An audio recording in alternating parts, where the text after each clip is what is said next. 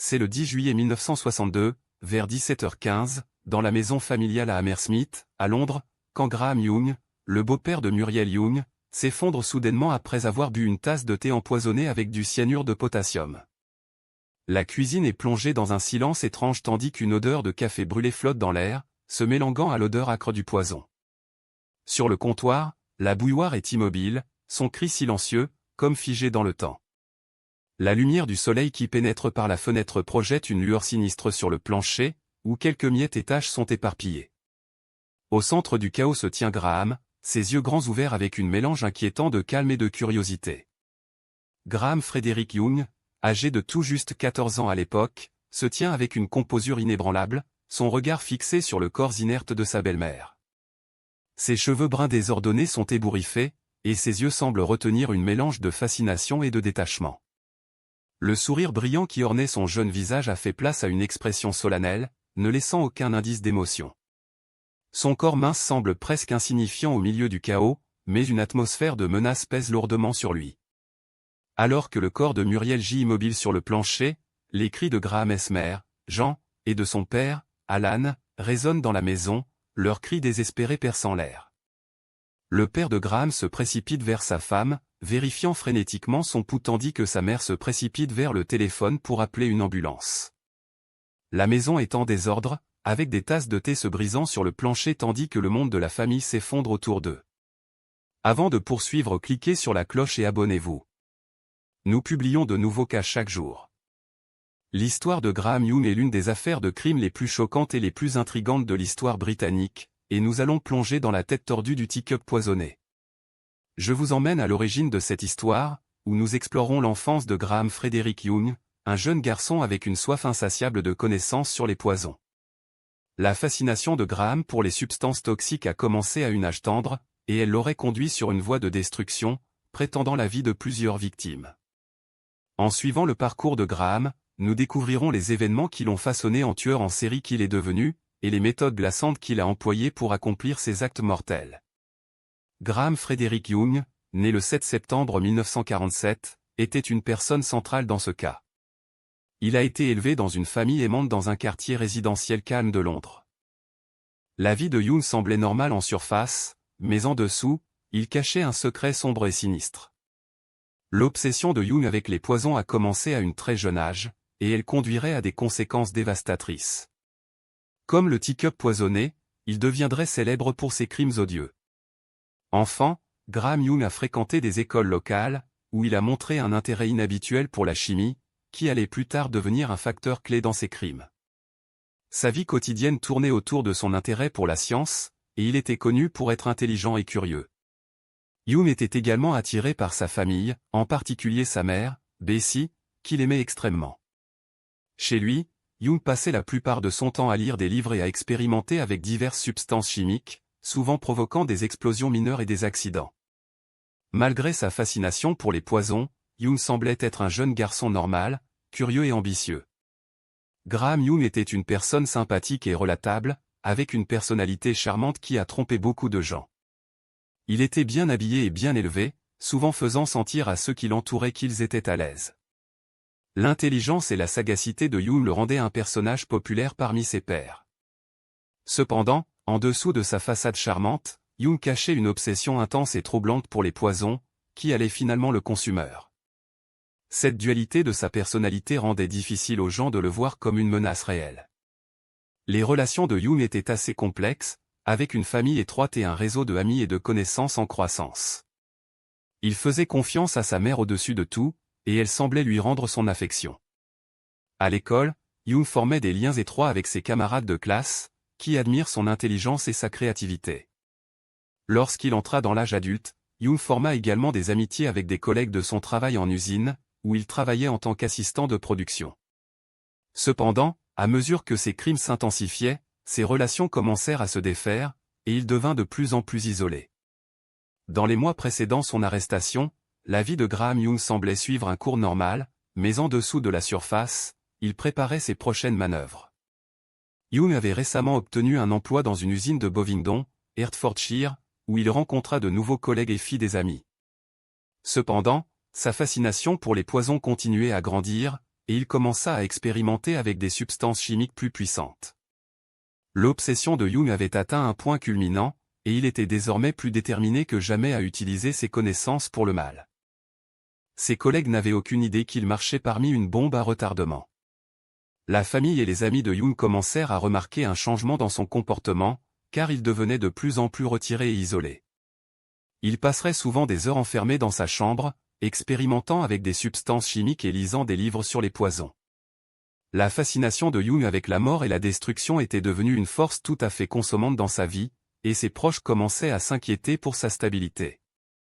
Cependant, personne ne soupçonnait l'étendue réelle de son obsession, et Jung continua à mener une double vie, cachant ses secrets sombres à ceux qui l'entouraient. Au fil des mois, le comportement de Jung devint de plus en plus erratique, mais sa famille et ses amis semblèrent ignorer les signes d'avertissement. Ils voyaient seulement un jeune homme calme et introverti qui avait du mal à s'intégrer, et non un tueur en série en formation. La mère de Jung, Bessie, était la seule à sembler soupçonner que quelque chose ne allait pas, mais même elle ne réalisa pas l'étendue réelle de la dépravation de son fils. Les secrets de Jung étaient pour l'instant en sécurité, mais la question demeure, combien de temps pourrait-il cacher son passé sombre? Le jour qui a changé tout est un jour qui restera gravé à jamais dans les mémoires de ceux qui connaissaient Graham Jung. C'est un jour qui allait révéler ses secrets sombres et envoyer des ondes de choc dans la communauté. En plongeant plus profondément dans la vie du teacup poisonné, la question demeure, comment un jeune homme ordinaire de Londres est-il devenu un tueur en série, et quels facteurs l'ont poussé sur la voie de la destruction? C'était un matin d'hiver glacial en février 1961, à Nisden, dans le Middlesex, un suburbe de Londres. Le ciel était couvert d'une épaisse couche de nuages qui semblait refléter l'humeur sombre de la famille Jung. Graham Jung, alors âgé de 13 ans, était dans sa chambre, entouré de livres sur la toxicologie avancée et les empoisonnements. Il avait lu sur William Palmer, un empoisonneur victorien notoire qui avait une fascination pour la mort et le meurtre. Personne ne savait que la fascination de Jung pour les poisons allait bientôt se transformer en une réalité mortelle. La belle-mère de Jung, Molly, avait été malade pendant un certain temps, mais son mari, Frédéric, avait dénié ses plaintes comme des blouses de ménage ordinaires. Cependant, Jung savait que l'état de sa belle-mère était plus grave, et sa connaissance de la chimie le convainquit que l'antimoine, une substance toxique, était la panacée parfaite. Il a soigneusement mélangé une petite quantité d'antimoine avec de l'eau, et a ajouté une pincée de sel pour rendre la mixture plus palatable. Alors qu'il regardait, le cœur de Jung battait la chamade avec excitation, il a tendu à sa belle-mère une tasse de thé qui semblait ordinaire mais était en fait un cocktail mortel de poison. Le beau-père de Jung était dans une autre pièce, ignorant les événements sinistres qui se déroulaient sous ses yeux. Lorsque sa belle-mère a pris une gorgée de thé empoisonné, l'anxiété de Jung a augmenté, mais il est resté calme, feignant l'innocence. Il a attendu ce qui semblait une éternité pour que les symptômes de sa belle-mère se manifestent, son esprit en feu avec les possibilités des effets toxiques de l'antimoine. Ce n'est pas longtemps avant que sa belle-mère commence à ressentir les effets du poison, son visage se contorsionnant en douleur alors qu'elle agrippait son estomac. La vomisse et la diarrhée ont bientôt suivi, laissant sa belle-mère se débattre en douleur, suppliant du soulagement de la torture qui la tenait à l'intérieur. Ses cris de douleur ont échoé dans la maison, mais Jung est resté stoïque, son esprit consumé par un sentiment de curiosité tordue. Le détail le plus choquant de ce crime est le fait que Jung avait soigneusement documenté la souffrance de sa belle-mère, regardant avec une fascination morbide tandis qu'elle subissait les effets agonisants du poison. Il a même pris des notes sur ses symptômes, enregistrant avec minutie chaque détail de sa maladie. Ses observations détachées étaient étrangement similaires à celles d'un scientifique étudiant un spécimen particulièrement intéressant, mais dans ce cas, le spécimen était sa propre belle-mère, sa propre chair et son sang. Alors que nous plongeons plus profondément dans l'affaire Jung, nous sommes obligés de faire face aux aspects sombres de l'âme humaine et aux profondeurs auxquelles certaines personnes peuvent descendre pour satisfaire leur curiosité. Mais qu'a poussé Jung à commettre de tels crimes odieux, et sa belle-mère était-elle la seule victime de ces tendances empoisonneuses? L'enquête continue. La première personne à découvrir ce qui s'était passé était le beau-père de Jung, Frédéric, qui est entré dans la cuisine pour trouver sa femme se débattant en douleur. Son choc initial a rapidement fait place à une mixité de confusion et d'indignation alors qu'il a réalisé que son propre fils pouvait être responsable de la souffrance de sa femme. La famille était dans le chaos alors que la nouvelle de l'état de Molly se répandait, et il ne s'agissait que d'un temps avant que les autorités ne soient impliquées. Mais ce qui s'est vraiment passé dans la maison Young ce jour fatidique? La fascination de Graham Young pour les poisons était-elle juste une phase, ou était-ce quelque chose de plus sinistre? Les questions sont infinies, et l'enquête est tout juste commencée. Alors que nous continuons à explorer l'affaire Young, nous sommes confrontés à la réalité sombre que ces crimes allaient bien au-delà de la première empoisonnement de sa belle-mère. Les livres de toxicologie de Young et ses notes ont révélé une obsession sinistre avec la mort et l'empoisonnement, et l'échelle complète de ces crimes commence à se dérouler lentement. Mais une question reste, combien de personnes ont souffert sous la main de cet individu tordu? Était-il juste un manipulateur maître, utilisant sa connaissance de la chimie et des poisons pour contrôler ceux qui l'entouraient, ou était-il quelque chose de plus sinistre? Nous explorerons ces questions et plus encore dans le prochain épisode de l'enquête Le Teacup poisonné. Nous venons tout juste de commencer sur la sinistre histoire de Graham Young, le teacup poisonné, mais une chose est certaine, ces crimes étaient juste la pointe de l'iceberg. Alors que nous plongeons plus profondément dans son affaire, nous allons découvrir un réseau de tromperies, de manipulations et de meurtres qui vous laissera sur le bord de votre siège. Rejoignez-nous la prochaine fois pour continuer à explorer l'esprit d'un tueur en série et les événements qui l'ont conduit à commettre de tels crimes odieux. Les policiers ont d'abord répondu à la maison Young en réponse aux plaintes de ses membres de famille qui souffraient de maladies étranges. Ils n'avaient pas suspecté quelque chose d'ordinaire, après tout, Graham n'était qu'un adolescent. La belle-mère de Young avait été particulièrement vocale sur ses symptômes, mais personne n'y a pensé beaucoup.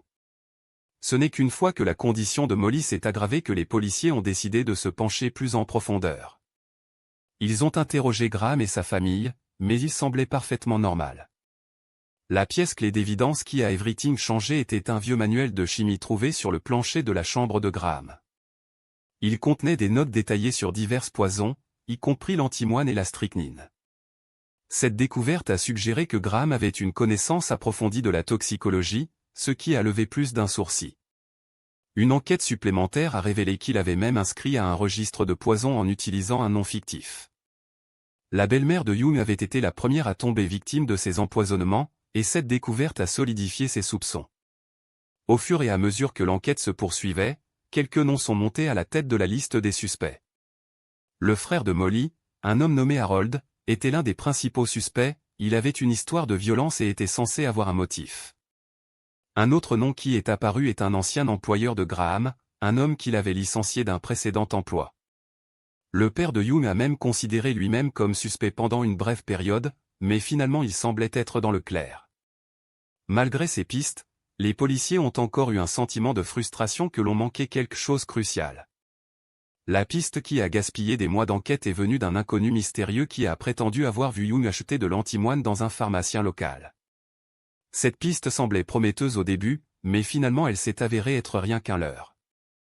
Le pharmacien en question n'avait aucun enregistrement de Young achetant de la poison, et la description de Graham par l'inconnu était vaguement suspecte. Pendant ce temps, Young avait déjà avoué avoir empoisonné ses membres de famille, ce qui a rendu cette piste moins et moins pertinente. En conséquence, les policiers ont été laissés à reprendre les morceaux et à essayer de reconstituer les événements du cas une fois de plus. La plus grande erreur que les enquêteurs ont commise était de ne pas considérer les motifs de Graham tôt dans l'enquête. Même s'ils le soupçonnaient de malheur, ils n'ont pas pensé à enquêter sur son arrière-plan de manière approfondie. Ce n'est qu'à plus tard qu'ils ont réalisé l'étendue de son obsession pour les poisons et sa fascination pour les tueurs en série. À la rétrospective, cela semble évident, mais à l'époque, c'était une erreur cruciale. Si les policiers avaient creusé plus tôt, ils auraient pu peut-être attraper Young avant qu'il ne puisse nuire à d'autres personnes. La communauté a réagi aux nouvelles de crimes de Graham avec horreur et choc. Beaucoup de gens ne pouvaient pas comprendre comment quelqu'un aussi jeune pouvait être capable d'un tel mal. À mesure que les détails du cas émergeaient, le public a commencé à demander des réponses. Comment quelqu'un comme Graham a-t-il pu échapper à la vigilance? Y avait-il des signes de warning qui ont été ignorés? Alors que